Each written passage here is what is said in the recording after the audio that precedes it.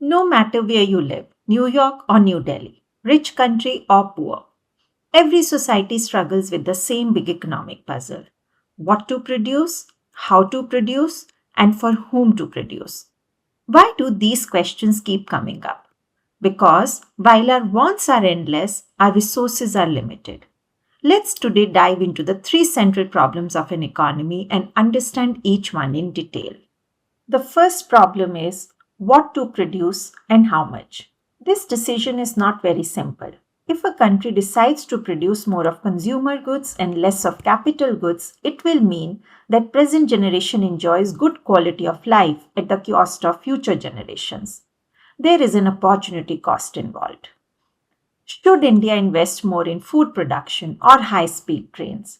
Should the US build more hospitals or military aircraft? These choices reflect a country's priorities, development goals, and values. Each economy faces the problem of what to produce, whether developing or developed. The second problem that every economy faces is how to produce. This is about choosing the method of production. Whether should we go for labor intensive, where we employ more workers and fewer machines, or capital intensive, which means more machines and fewer workers. Example, in countries like India, where labor is abundant and cheap, businesses might prefer labor intensive techniques. But in countries like Japan, where labor is expensive, firms often rely on machines. The guiding principle here for every economy is to produce maximum output at minimum cost using least possible scarce resources. The second problem, therefore, is how to produce, which technique of production to use. The third problem is for whom to produce. This is about distribution. Who gets how much of the goods and services? In a market economy, those who can pay more get more. In a planned economy, the government may try to ensure everyone's basic needs are met. This question actually touches on economic equity and social justice.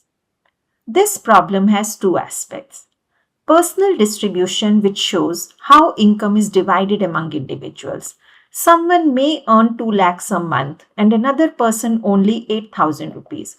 That's personal income inequality. Functional distribution explains how income is generated and divided among various factors of production.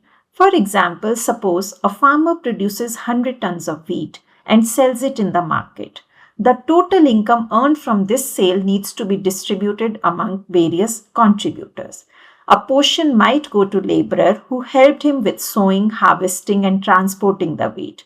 This is paid as wages. A part is allocated as rent for using the land if the farmer doesn't own it. Some amount he might pay as interest for the capital use, such as tractors, harvesters, and irrigation systems. And the remaining income after covering all these costs is retained by the farmer as profit. Both forms of distribution affect access to goods, meaning who benefits from the economy's production.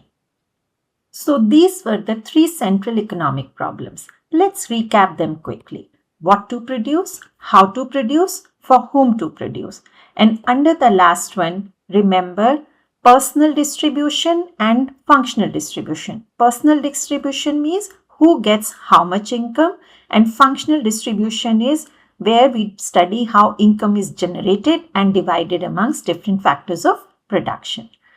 Understanding these three basic economic problems is your first step to mastering economics. They form the foundation of many important topics.